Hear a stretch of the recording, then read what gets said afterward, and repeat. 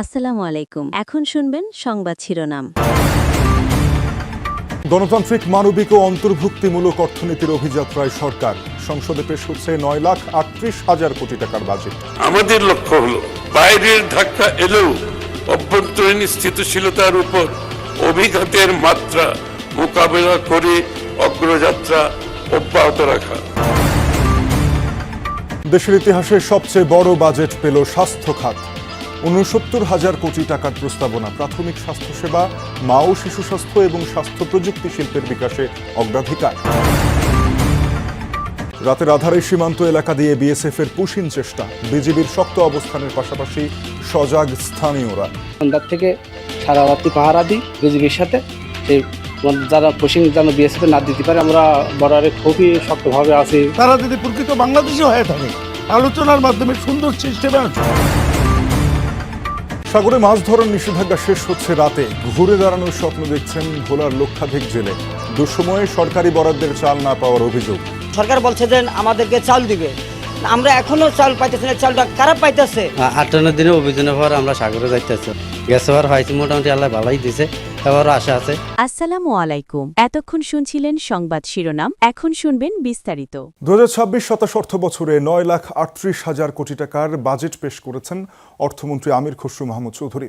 এটি বিএনপি সরকারের প্রথম বাজেট। দেশের ইতিহাসে রেকর্ড 2,43,000 কোটি টাকার নেট ঘাটতি এবং 6,95,000 কোটি টাকার বিশাল রাজস্ব আয়ের লক্ষ্যমাত্রা। বাজেট বক্তৃতায় অর্থমন্ত্রী বলেন, ভঙ্গুর অর্থনীতিকে শক্তিশালী করার বাজেট এটি।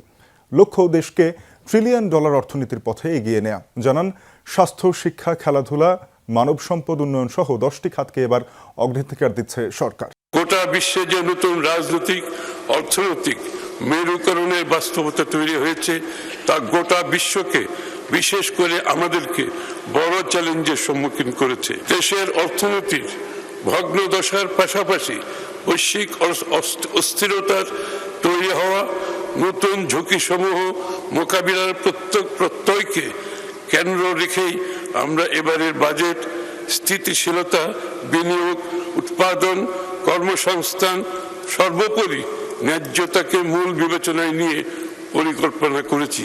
আমাদের লক্ষ্য অর্জনের লক্ষ্য সর্বজনের, সর্বশ্রেণীর, সর্বখাতের, সকল অঞ্চলের সুষম অংশগ্রহণ।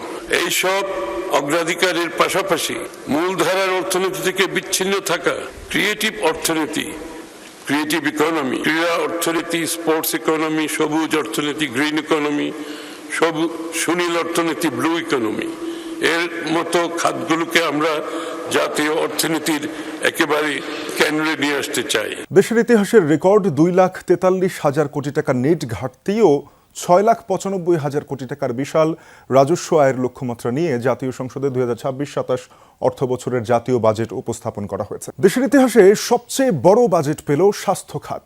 আগের বছরের 34,000 কোটি টাকা থেকে এবার দ্বিগুণের বেশি 69,000 কোটি টাকার প্রস্তাব করা হয়েছে। সর্বজনীন স্বাস্থ্যসেবা এবং প্রতিরোধমূলক ব্যবস্থা গড়ে তুলতে চায় নতুন সরকার। অগ্রাধিকার পাবে প্রাথমিক স্বাস্থ্যসেবা, মা ও শিশু স্বাস্থ্য এবং স্বাস্থ্য প্রযুক্তি শিল্পের বিকাশ। তবে প্রতি বছরের মতো এবারও একই চ্যালেঞ্জ, তহবিল ঠিকঠাক ব্যয় করতে পারবে তো স্বাস্থ্য বিভাগ, নাকি অতীতের মতোই ব্যয় সক্ষমতার অভাবে বিপুল অঙ্ক ফেরত যাবে? স্বাধীনতার পর দেশের স্বাস্থ্য খাত কেনাকাটা আর নির্মাণেই আটকা। খুব একটা চেষ্টা করা হয়নি টেকসই স্বাস্থ্য ব্যবস্থা গড়ে তোলার। অপ্রয়োজনীয় উন্নয়নে বছরের পর বছর বেড়েছে সংকট। এরই মধ্যে নতুন সরকার ঘোষণা করেছে আরেকটি বাজেট, যেখানে প্রথমবার স্বাস্থ্য খাতে জিডিপির 1% বেশি বরাদ্দ দেওয়া হয়েছে। সবার জন্য সেবা নিশ্চিতে গুরুত্ব পেয়েছে সর্বজনীন স্বাস্থ্যসেবা। দেয়া হবে হেলথ কার্ড। ইউনিয়ন বা শহরের প্রতিটি ওয়ার্ডে থাকবে প্রাথমিক স্বাস্থ্যসেবা ইউনিট। প্রত্যেক উপজেলা স্বাস্থ্য কমপ্লেক্স হবে 101 শয্যার। জেলা সদর হাসপাতালেই মিলবে সব ধরনের চিকিৎসা সেবা। জনবল সংকট কাটাতে দ্রুত নেওয়া হবে 5,000 চিকিৎসক এবং 1 লাখ স্বাস্থ্যকর্মী। বিশেষ উদ্যোগ থাকবে রোগীর ব্যক্তিগত চিকিৎসা খরচ কমানোর।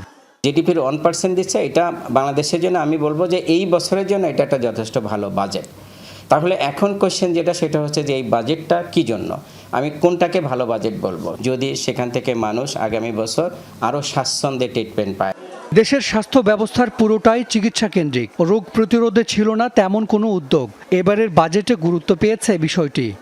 আমাদের জীবন আচরণগুলোকে পরিবর্তন করতে হবে, আমাদের খাদ্যাভ্যাসকে পরিবর্তন করতে হবে, আমাদের কায়িক শ্রম বাড়াতে হবে, অর্থাৎ প্রিভেনশন এবং প্রমোশনের দিকে আমরা জোর দিচ্ছি। যদি আমরা রোগ প্রতিরোধের ব্যবস্থা না করি তাহলে যত হাসপাতালই বানাই রুগী আসতেই থাকবে, রুগীও শেষ হবে না, সেবাও আমরা যথার্থভাবে দিতে পারবো। প্রতি বাজেটে স্বাস্থ্য খাতে বরাদ্দ থাকে কম, সেটারও সিংহভাগ ফেরত যায়, কারণ কর্মকর্তাদের ব্যয় সক্ষমতার অভাব। তাই এবারের বাজেটেও একই চ্যালেঞ্জ। বাজেটের চেয়ে বড় সমস্যা বাজেট বাস্তবায়ন, বাজেটের কাজগুলো করা সঠিক সময়ে। ফলে আমি আশাবাদী যে এবার আমরা সেইভাবেই পরিকল্পনা এগোচ্ছি। এবার আমরা আশা করছি যে আমাদের বাজেটের যে কর্মপরিকল্পনা এবং যে বাজেট পুরোটাই আমরা এই বছরেই খরচ করতে পারবো। দেশের স্বাস্থ্য খাতের উন্নয়ন বা বদলে যাওয়া নির্ভর করছে রাজনৈতিক সদিচ্ছার উপর। সরকারের অগ্রাধিকার খাতের তালিকায় স্বাস্থ্য খাত না থাকলে বড় বরাদ্দ পেলেও বদলাবে না পরিস্থিতি, বলছেন বিশেষজ্ঞরা। রাতের সীমান্ত টহলে কিছুটা ঢিলে ঢালা ভাবের সুযোগ নিতে পুশিনের চেষ্টায় ভারতীয় অংশে মানুষকে জড়ো করে বিএসএফ। অন্ধকারের সুযোগে এপারে ঠেলে দেওয়ার অপচেষ্টায় তৎপর তারা। তবে বিজেপির কঠোর অবস্থান আর স্থানীয়দের সতর্কতায় বিএসএফের অপচেষ্টা ব্যর্থ হয়েছে বারবার। রাতভর সীমান্ত এলাকায় থাকছে বর্ডার গার্ড বাংলাদেশের টহল, সাথে থাকে এলাকাবাসীও। জামালপুরের ধানোয়া, কামালপুর ও পারগ্রাম রামপুর সীমান্ত এলাকায় তাদের সাথে ছিল যমুনা টেলিভিশনও। রাত 2টা পেরিয়েছে, চারপাশে নিস্তব্ধতা। সীমান্ত জুড়ে ভেসে আসছে শুধু ঝিঝি পোকার ডাকার, টহলরত মানুষের পায়ের শব্দ। দিনের আলো নিভে গেলেও থেমে নেই সীমান্তের উদ্বেগ আর সতর্কতা। কি ঘটছে সীমান্তে সেই চিত্র তুলে ধরতে সরজমিনে যমুনা টেলিভিশন। ভারতের সীমান্তের আলো বন্ধ মানেই বেড়ে যায় সন্দেহ আর পুশিন আতঙ্ক।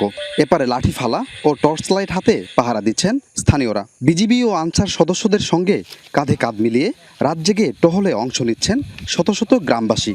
রাত দিন 24 ঘন্টা পাহারা দিতেছি, তারপরও ভারত থেকে বরাবরই লোকজন পাঠায় দিতেছে, আমরা ফেরত দিতেছি। ইন্ডিয়াতে লোক পাঠায় দিতেছে বারবার, আমরা বারবার দাবরায় আবার পাঠায় দিতে আসি, এরকম করি সারাদিন গেলগা। 24 ঘন্টায় আমরা শ্রম দিচ্ছি যাতে অবৈধভাবে বিএসএফ যেন বাংলাদেশের লোক পাঠাতে না পারে। সার্বভৌমত্ব রক্ষায় অনড় এই মানুষদের দাবি ভারতের পুশিন ঠেকাতে বাংলাদেশেও কাঁটাতারের পাশাপাশি সীমান্তে বাতির ব্যবস্থা করা। তাদের মধ্যে আমাদের দেশ সার্বভৌমত্ব রক্ষার জন্য আরেকটি সীমানা তৈরি করা দরকার বলে মনে করি। গ্রামবাসী আছে, বর্ডার এলাকার লোকজন আছে, সবাই মিলে আমরা নাটি সুটা নিয়ে সবাই দাঁড়িয়ে আছি। আমরা কাউকে অবৈধভাবে ঢুকতে দিব না। তাদেরকে গেট খুলে দিয়ে বাংলাদেশের ভিতরে প্রবেশ করার পরে তারা নদীতেও অনেক সময় তাদেরকে ফেলে দেওয়ার পরে তারপর জোর করে তারা বাংলাদেশের ভিতরে ঢুকাই দেয়। ইতিমধ্যে গত কয়েকদিনে বেশ কয়েকবার পুশিনের চেষ্টা করা হয়েছে জামালপুর ও কুড়িগ্রামের 72 কিলোমিটার সীমান্ত এলাকায়, তবে সফল হতে পারেনি বলে জানায় বিজিবি। আমাদের নজরদারি আছে, আমাদের টহল কার্যক্রম বৃদ্ধি করেছি।